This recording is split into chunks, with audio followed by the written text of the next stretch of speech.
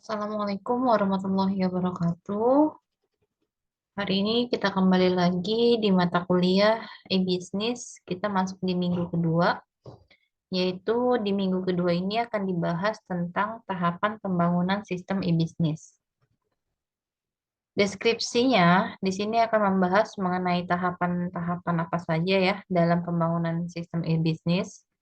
Kemudian tujuan pembelajaran materi kita hari ini adalah diharapkan nanti kalian bisa atau mampu untuk menjelaskan visi dan prospek membangun e-bisnis, menjelaskan manajemen teknologi e-bisnis, menjelaskan dan menerapkan pemodelan sistem e-bisnis, dan menjelaskan metode daur hidup sistem informasi e-bisnis.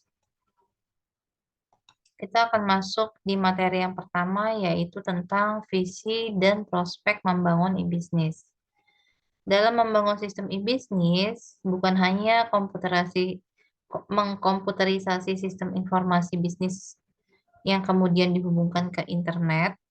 Jika atau pemahaman itu menjadi landasan dalam membangun sistem e-bisnis, kemungkinan sistem tersebut akan sulit untuk bertahan. Jadi, selain ingin menerapkan sistem yang terkomputerisasi ya, kita juga harus memiliki keinginan yang kuat dan juga konsisten untuk membangun hubungan langsung dengan konsumen.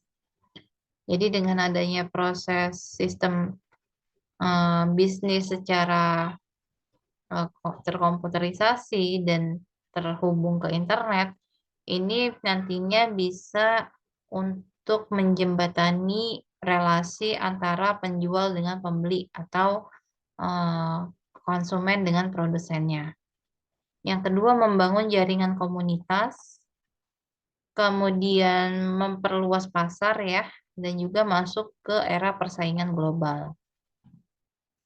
Tahap-tahap pembentukan sistem e-bisnis, yang pertama, mendayagunakan komputer personal atau kita kenal dengan PC, atau bisa juga menggunakan notebook atau laptop, jaringan komputer dan internet seoptimal mungkin. Jadi kita membutuhkan perangkatnya yaitu komputer, ada jaringan komputer dan juga internet yang bisa kita manfaatkan seoptimal mungkin. Yang kedua adalah membangun halaman web untuk menjalin komunikasi antara perusahaan dengan konsumen secara efektif dan fleksibel.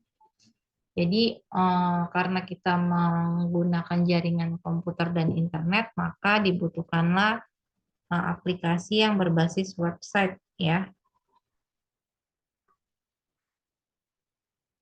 Aplikasi berbasis website yang nantinya bisa digunakan untuk berkomunikasi antara perusahaan dengan konsumen.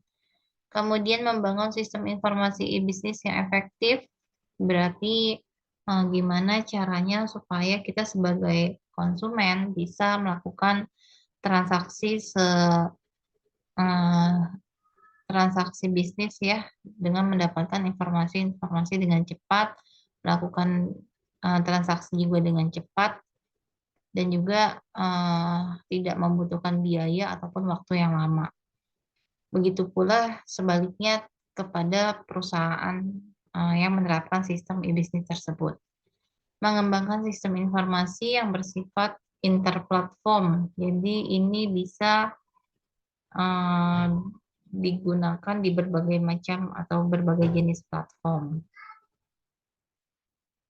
Bisnis berbasis elektronik dalam hal ini sering kita sebut dengan e-bisnis. Ini adalah sebuah kegiatan bisnis yang menggunakan fasilitas jaringan internet.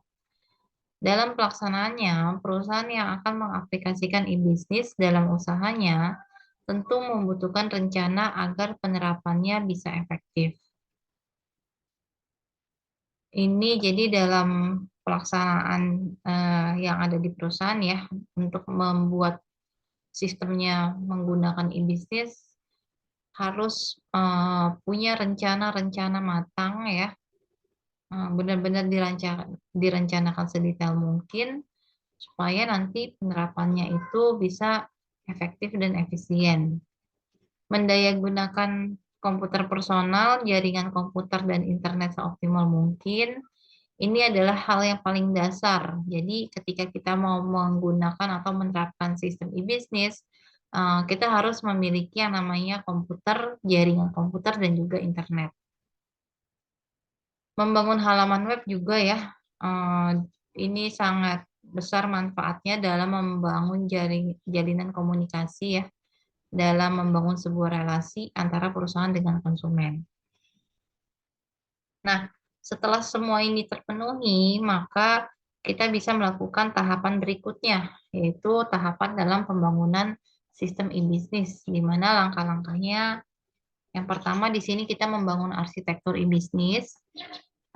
Arsitektur itu bisa berbentuk framework atau kerangka kerja ya yang sudah terkonsep dari infrastruktur dan aplikasi e-bisnis yang diwujudkan dalam sebuah rencana struktur dan integrasi dari berbagai sumber-sumber yang ada dalam sebuah organisasi. Jadi di sini kita melakukan perencanaan dalam bentuk membuat sebuah framework ataupun kerangka kerja.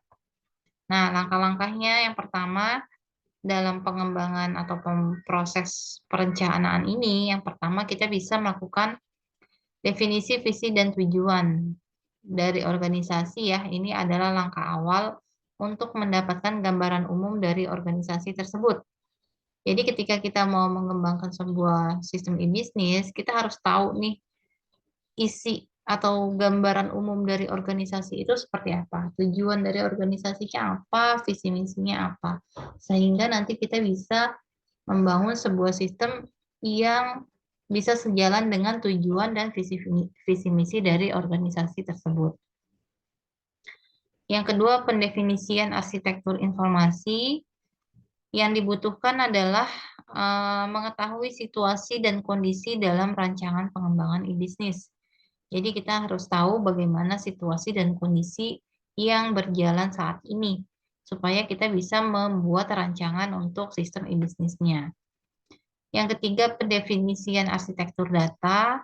Di bagian ini seperti pengklasifikasian ya antara data yang dibutuhkan, cara pengolahannya nanti seperti apa, dan sasaran yang ingin diambil untuk pengembangan. Jadi di sini kita proses pengumpulan data. Pendefinisian arsitektur aplikasi ini dimaksudkan untuk melakukan atau menentukan jenis aplikasi dan batasan-batasan yang diinginkan dalam bidang keamanan atau security-nya.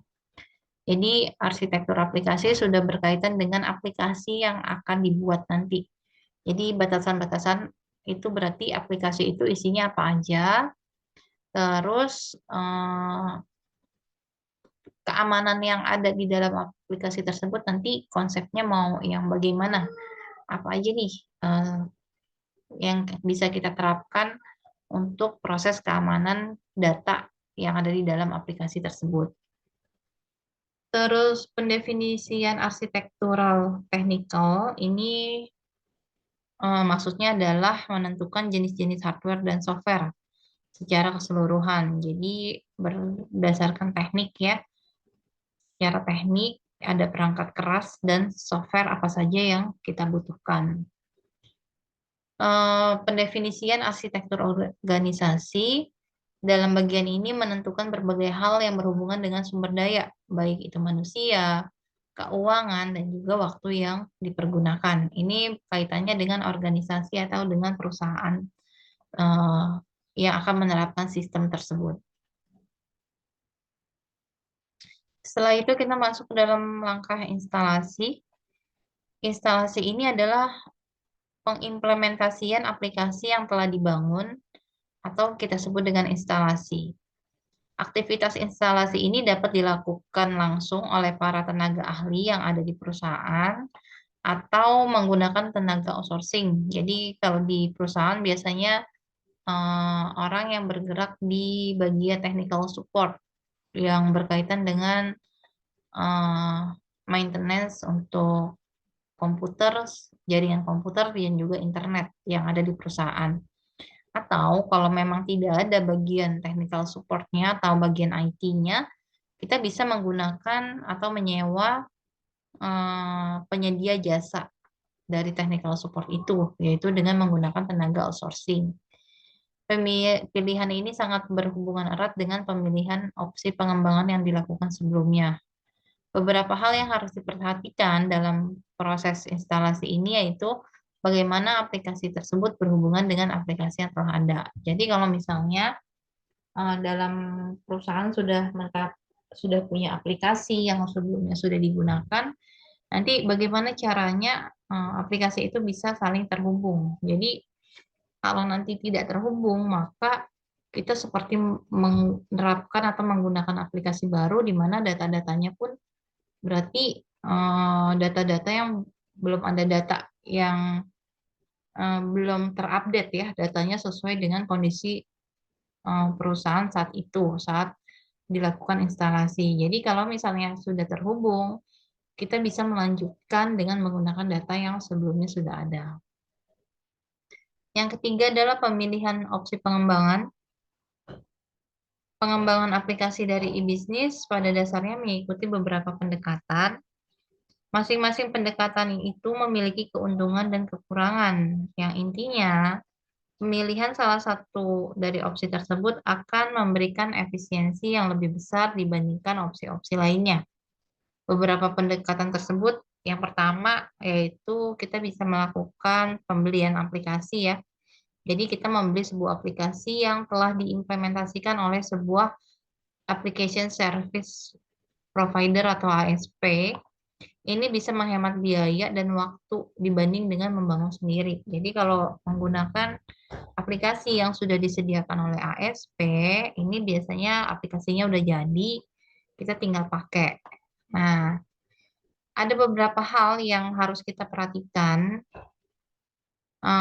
karena aplikasi yang sudah dibuat ini belum tentu sesuai dengan kebutuhan kita, atau kita berarti kan aplikasi yang dibangun itu karena sudah jadi tidak ada tahapan yang namanya analisis kebutuhan dari perusahaan. Maka aplikasinya dibuat secara umum yang mungkin kira-kira bisa digunakan oleh eh, setiap perusahaan. Jadi nggak hanya dikhususkan untuk satu perusahaan aja. Tapi kendalanya adalah ketika perusahaan kita punya kebutuhan-kebutuhan khusus ya yang mungkin tidak dimiliki oleh kebutuhan lain, nanti kita sulit untuk menyesuaikan dengan aplikasi yang sudah jadi ini. Jadi dia tidak melakukan modifikasi atau tidak melakukan eh, penyesuaian terhadap kebutuhan dari perusahaan sendiri. Atau bisa juga melakukan menyewa aplikasi ya atau lease. Ini hampir sama seperti membeli aplikasi. Untuk menyewa ini biasanya dilakukan jika aplikasi tersebut sangat mahal. Jadi biasanya kita sewa. Ini adalah langkah awal sebelum kita mampu untuk membeli aplikasi. Alasan lainnya karena keterbatasan tenaga ahli yang akan mengelola pemanfaatan dan pemeliharaan aplikasi tersebut. Jadi kalau nyewa itu proses maintenance-nya pun nanti dilakukan oleh eh, tempat yang melakukan penyewaan aplikasi tersebut. Terus yang ketiga, kita bisa membangun sendiri atau disebut dengan in-house development. Jadi membangun sendiri aplikasi yang dibutuhkan ini adalah salah satu pilihan dari pengembangan e-bisnis. Walaupun biasanya pendekatan ini membutuhkan biaya yang besar dan menghabiskan waktu yang banyak, tetapi pilihan ini diharapkan sangat mendekati sistem yang diinginkan. Jadi sudah sesuai dengan eh, kebutuhan perusahaan. Jadi benar-benar aplikasi itu dibangun dari awal dengan cara melakukan analisis dulu ya, analisis masalah yang ada di perusahaan, kemudian menyesuaikan dengan kebutuhan-kebutuhan yang ada di perusahaan.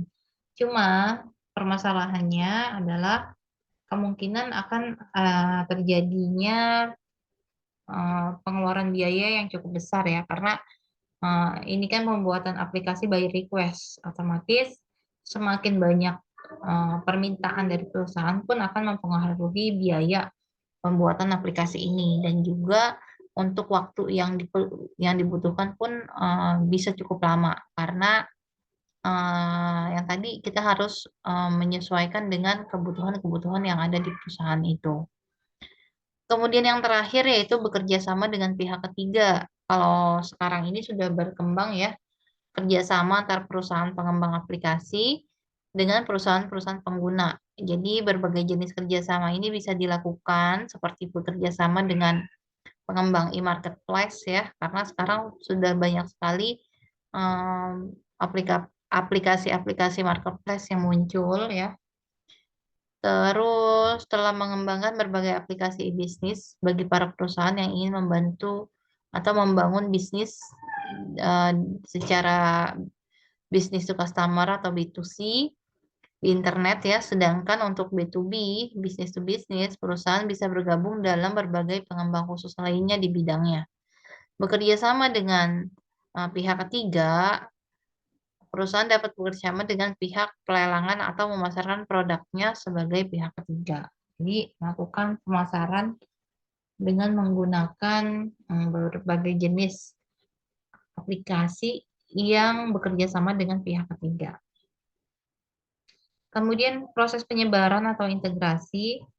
Pada tahapan ini, aplikasi yang dipilih dan diimplementasikan ini diharapkan bisa terintegrasi dengan baik dengan segala aplikasi yang sudah ada sebelumnya. Berbagai langkah dijalankan dalam tahapan ini seperti training dan informasi ya terhadap pengguna, baik yang berhubungan secara langsung ataupun tidak dengan aplikasi tersebut. Kemudian dengan pembuat kebijakan ataupun peraturan-peraturan yang mendukung hingga pengintegrasian sistem dengan para supplier dan pihak-pihak terkait lainnya. Dan yang kelima adalah operasi atau pemeliharaan. Operasi dan pemeliharaan ini dari aplikasi yang sudah diimplementasikan, ini harus diperhatikan dengan baik ya. Perencanaan yang baik sangat diperlukan agar seluruh pengimplementasian yang telah dilakukan dapat berjalan dengan sempurna. Selanjutnya, aktivitas kegiatan pemeliharaan ini dapat dilanjutkan ke tahap pengembangan selanjutnya, atau bisa dibilang untuk melakukan penyempurnaan pada aplikasi yang sudah dibuat sebelumnya. Jadi, dari aplikasi yang sudah diimplementasikan, dilakukan evaluasi, kalau misalnya kira-kira mau dilakukan sebuah pengembangan untuk diperbaiki ya, mungkin ada yang ingin ditambahkan, ini masuknya ke dalam tahapan pemeliharaan. Oke, berikutnya adalah manajemen teknologi bisnis. Pada dasarnya, dalam proses pembangunan dan pengembangan e-bisnis, diperlukan suatu manajemen sistem informasi yang baik, efektif, dan efisien. Dalam proses pembangunan dan pengembangan e-bisnis, manajemen teknologi menjadi hal yang tidak kalah penting di antara manajemen komponen sistem informasi yang lain. Teknologi informasi memiliki kontribusi penting dalam menjalankan proses sistem informasi e-bisnis, dan teknologi informasi juga disebut sebagai supply atau demand of system information dalam e-bisnis. Manajemen teknologi dalam proses e-bisnis ini umumnya dapat dikelompokkan dalam dua perspektif, yaitu perspektif teknis dan juga perspektif manajerial. Di sini dalam perspektif teknis dibagi menjadi dua fungsi ya, fungsi penciptaan dan juga fungsi penyebaran. Fungsi penciptaan ini berkaitan dengan manajemen teknologi itu dapat berpacu pada aspek-aspek seperti teknologi informasi ya yang mampu menjadi medium atau sarana untuk mengubah fakta-fakta atau kejadian-kejadian sehari-hari yang dijumpai dalam bisnis perusahaan ke dalam format data kuantitatif atau ke dalam format data berupa angka. Terus teknologi juga mampu merubah data mentah yang telah dikumpulkan menjadi informasi yang relevan bagi penggunanya, yaitu di sini ada manajemen, staf, konsumen, mitra bisnis, dan pemilik perusahaan, serta pihak-pihak lain yang berkepentingan. Teknologi juga mengolah informasi yang diperoleh dengan berbagai konteks organisasi yang ada menjadi sebuah knowledge yang dapat diakses oleh semua pihak di dalam perusahaan. Merubah knowledge menjadi wisdom merupakan tugas teknologi informasi yang terakhir dalam proses penciptaan. Jadi ini adalah fungsi-fungsi dari teknologi informasi untuk teknik penciptaan atau menghasilkan sesuatu. Berdasarkan fungsi penyebaran, dilihat dari fungsi manajemen teknologi bisnis ini, meliputi kegiatan manajemen yang berhubungan dengan aspek penyebaran, yaitu ada gathering, ada organizing, selecting, synthesizing, dan juga distributing. Nanti di sini kalian bisa baca ya apa saja ya yang termasuk ke dalam fungsi penyebaran. Kita langsung masuk ke perspektif manajerial. Dalam sisi bisnis ya, dari sisi bisnis dan manajerial, terutama kaitannya dengan manajemen supply chain, ini ada 4 peranan yang diharapkan perusahaan dari implementasi efektif sebuah teknologi informasi. Ada minimize risk atau memperkecil resiko ya. Setiap bisnis kita memiliki resiko, terutama yang berkaitan dengan faktor-faktor keuangan. Dan umumnya resiko berasal dari adanya ketidakpastian dalam berbagai hal dan aspek-aspek eksternal lainnya yang berada di luar kontrol perusahaan. Jadi, bagaimana kita melakukan memanage risiko yang ada ini seminimal mungkin. Reduce cost, ini teknologi informasi diharapkan dapat berkontribusi dalam perbaikan efisiensi dan optimalisasi proses-proses bisnis di perusahaan. Peranan teknologi informasi sebagai katalisator dalam berbagai upaya mengurangi cost atau biaya-biaya operasional perusahaan yang nantinya akan berpengaruh pada profitabilitas perusahaan. Jadi berpengaruh terhadap keuntungan yang dimiliki perusahaan. Maka konsep ekonominya adalah mengeluarkan biaya seminimal mungkin untuk mendapatkan keuntungan sebesar mungkin. Kemudian yang ketiga adalah create new realities. Dengan pesatnya perkembangan teknologi internet, telah mampu menciptakan suatu arena bersaing baru bagi perusahaan, yaitu di dunia maya. Untuk konsep e-bisnis sendiri ada berbagai macam ya, bisa menggunakan e-commerce, e-procurement, e-customers, e-loyalty, dan lain-lain. Pada dasarnya merupakan suatu cara memandang baru ya di dalam menanggapi mekanisme bisnis di era globalisasi saat ini.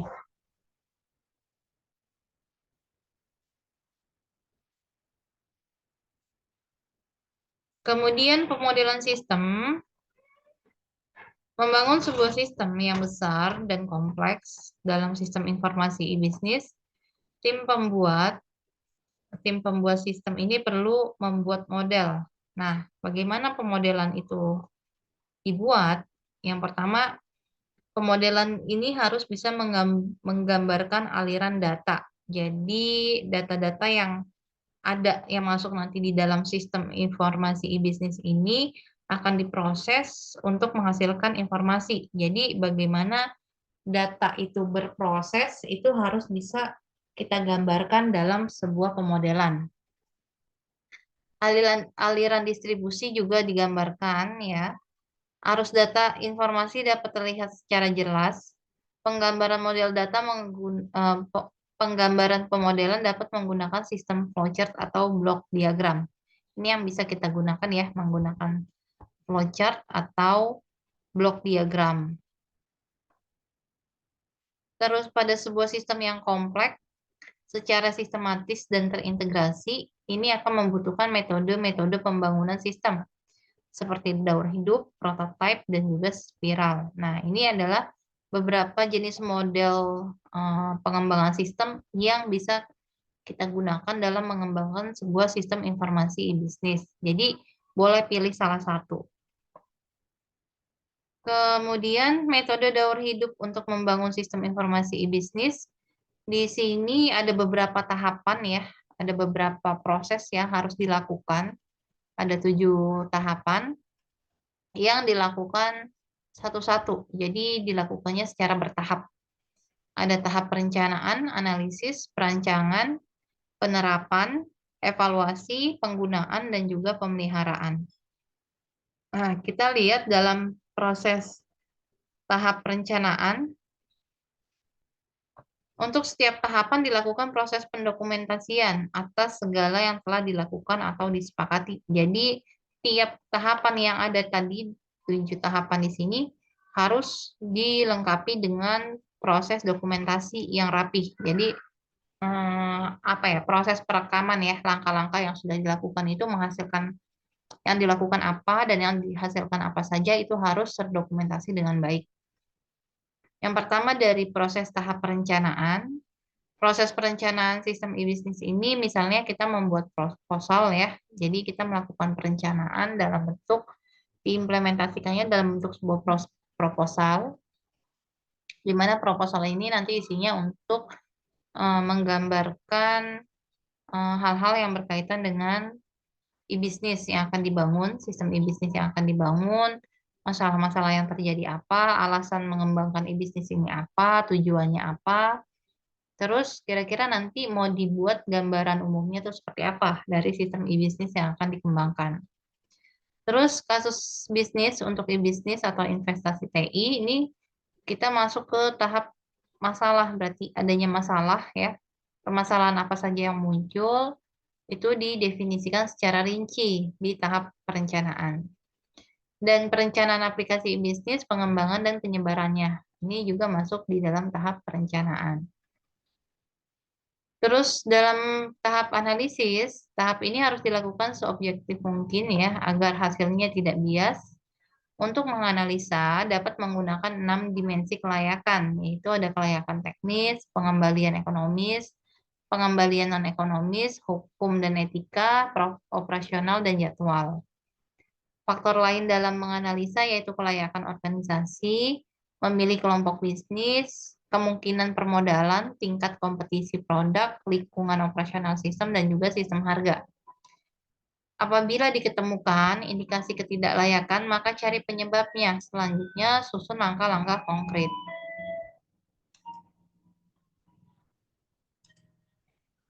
Terus di tahap perancangan, dari tahapan perencanaan dan analisis tadi, ini kita sudah mulai masuk ke tahap perancangan, yaitu kita mulai memahami kriteria kebutuhan sistem. Ini sudah berkaitan dengan sistem yang akan dibangun. Itu kebutuhan-kebutuhannya apa saja, apa yang akan kita masukkan di dalam sistem tersebut. Jadi untuk kebutuhan sistem ini kita bisa lihat dari sisi kebutuhan dari perusahaan, operator, pemakai, dan juga dari sisi teknisnya. Terus masuk ke tahap penerapan. Tahap ini kita merupakan kegiatan untuk mengimplementasikan rancangan yang telah disusun sebelumnya agar dapat diwujudkan. Implementasi untuk prosedur di dalam teknologi komputer akan menggunakan bahasa komputer. Jadi kita sudah mulai masuk ke dalam pembangunan coding ya, dengan menggunakan coding, source code. Nah, kita menggunakan bahasa komputer. Di sini masuk ke dalam proses penerapan. Terus melakukan evaluasi bisa jadi dengan uji coba sistem yang sudah kita terapkan tadi, yang sudah kita buat. Kita evaluasi yang fungsinya ini untuk memastikan sistem ini berjalan dengan benar, sesuai dengan karakteristik yang ditetapkan, dan tidak terjadi kesalahan sampai ke penelusuran dan keterlibatan data. Jadi proses data, pengolahan data, sampai menghasilkan informasi, ini semuanya harus sesuai dengan yang sudah kita rencanakan sebelumnya. Terus tahap penggunaan atau pemeliharaan ini masuk ke dalam proses implementasi ya. Jadi menerapkan sistem e-bisnis ini ke dalam perusahaan, terus diuji coba, setelah dinyatakan lolos, maka e-bisnis ini sudah siap untuk digunakan. Tapi tidak putus hanya sampai proses penerapan saja, tapi kita juga harus selalu melakukan pemeliharaan. Jadi memelihara sistem itu bisa dengan penataan ulang database, backup, terus melakukan scanning virus, dan lain-lain. Nah, ada juga yang bisa menjadi kegagalan sistem informasi dalam e-bisnis. Apa saja faktor-faktornya penyebab kegagalan tersebut ya? Yang pertama, sering orang memandang sistem informasi e-bisnis ini adalah paling utama dan penting, sementara melupakan komitmen dan konsistensi terhadap materi, informasi, produk, respon, dan layanan kepada konsumen. Jadi kita hanya mementingkan atau hanya memikirkan sistem informasinya saja, tapi eh, sistem informasi ini bisa berjalan ketika materi informasi yang ingin kita sampaikan itu memang sudah ada, kemudian produknya juga sesuai dengan tren yang berkembang saat ini, dan juga respon. Sistem informasi itu berjalan ketika adanya interaksi antara konsumen dengan perusahaan. Maka ketika konsumen sudah melakukan sebuah transaksi dengan atau sebuah komunikasi melalui aplikasi e-bisnis, maka kita harus segera merespon merespon sebagai bentuk layanan terhadap konsumennya. Terus yang kedua, antarmuka sistem informasi e-bisnis sering kurang interaktif, kurang komunikatif, kurang mudah digunakan oleh konsumen karena antarmuka sering dibangun berdasarkan selera pembuatnya. Jadi memang untuk tampilan biasanya memang eh, kebanyakan tergantung dengan pembuatnya aja, sesuai dengan keinginan pembuat, atau kadang pembuat itu hanya menerka-nerka kira-kira keinginan konsumen itu seperti apa. Tapi pada saat penerapannya, realitanya kadang ternyata apa yang sudah dibuat ini kurang mudah dipahami oleh konsumen atau pemakai. Kemudian yang ketiga, perubahan cara pandang, pola berbisnis, dan sistem dari tradisional dan lokal menjadi modern dan global. Perusahaan dan pebisnis ini membutuhkan waktu untuk beradaptasi dengan perubahan tersebut. Jadi yang biasanya melakukan transaksi bisnisnya secara manual, secara tradisional, secara lokal, tiba-tiba berubah menggunakan teknologi informasi, ini pasti akan ada waktu untuk membutuhkan waktu untuk melakukan adaptasi terhadap perubahan sistem tersebut. Kebutuhan sistem e-bisnis yang pertama ya, efektif dan efisien. Tren masa depan ya, mengikuti tren sekarang ini, tapi juga bisa digunakan ke depannya. Integrated dengan sistem yang lain, jadi sudah terintegrasi dengan sistem lain, keamanan data, dan juga dia interaktif. Kemudian faktor keberhasilan implementasi e-bisnis yang di sini ada beberapa ya. Yang pertama konten, isi ya, isi dari eh, aplikasi kita ya, penyampaian informasi yang kita inginkan, apakah benar tersampaikan dengan baik atau diterima dengan baik, informasi yang kita berikan memang sesuai dengan kebutuhan dari konsumen. Convenience, kegunaan dari situs web, terus kontrol sejauh mana organisasi telah didefinisikan proses yang mereka dapat kelola, interaksi ini untuk membangun hubungan ya dengan pelanggan. Komunitas, biasanya kita membentuk sebuah komunitas atau kelompok-kelompok individu ataupun organisasi yang memiliki eh, pemikiran yang sama atau selera yang sama. Sensitivitas harga, sensitivitas produk atau jasa, ini persaingan harga di internet karena seperti yang kita lihat sekarang, persaingan harga memang cukup ketat ya dengan banyaknya marketplace yang muncul, banyaknya toko-toko yang masuk ke dalam marketplace tersebut, pastinya em, melakukan persaingan harga yang cukup kompetitif. Logo, ini kemampuan untuk membangun sebuah nama merek yang kredibel untuk e-commerce. Kayak misalnya Tokopedia, kita udah pas. Ketika kita mendengar kata Tokopedia, kita sudah membayangkan logonya seperti apa, bentuk tulisannya seperti apa. Itu sudah melekat sekali dalam ingatan kita. Begitu juga ketika kita mendengar kata Shopee, kita langsung tahu, oh logonya seperti ini, tulisan Shopee-nya bentuknya seperti ini, warnanya seperti ini. Nah, itu bagaimana cara kita membangun eh, merek atau nama yang kredibel, yang mudah diingat oleh orang lain. Komitmen ya, motivasi yang kuat untuk menggunakan internet dan kemauan untuk berinovasi. Jadi kita harus, karena yang namanya teknologi informasi ini berkembangnya cukup cepat gitu ya, setiap hari, setiap detik itu ada updatean terbaru dalam teknologi, dalam penggunaan teknologi informasi, maka Perusahaan juga harus memiliki komitmen untuk terus berkembang, untuk terus berinovasi supaya bisa bersaing dengan perusahaan lainnya. Kemitraan, sejauh mana e-commerce venture menggunakan kemitraan atau hubungan rantai ya untuk meningkatkan kehadiran internet dan memperluas bisnisnya. Proses perbaikan, sejauh mana perusahaan dapat mengubah dan mengotomatisasi proses bisnis. Integrasi, ini penyediaan hubungan antara sistem TI yang mendasari dalam mendukung kemitraan dan perbaikan proses.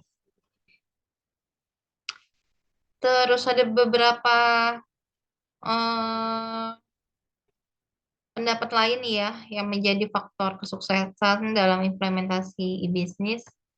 Ini ekspektasi dari perusahaan ditunjang dengan ketersediaan dana. Jadi apa yang diinginkan perusahaan atau apa yang dibayangkan perusahaan itu harus sesuai dengan dana yang dimiliki, dana yang dikeluarkan. Jadi jangan kita berharapnya banyak ya, berharapnya kita memiliki aplikasi yang canggih, yang hebat, tapi dengan dana yang minim gitu. Nah, itu harus disesuaikan. Jadi antara keinginan sama dana yang ada itu harus sesuai.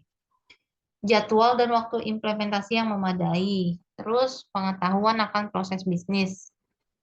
Bagaimana berkompetisi dalam pembangunan e-bisnis ya. Ini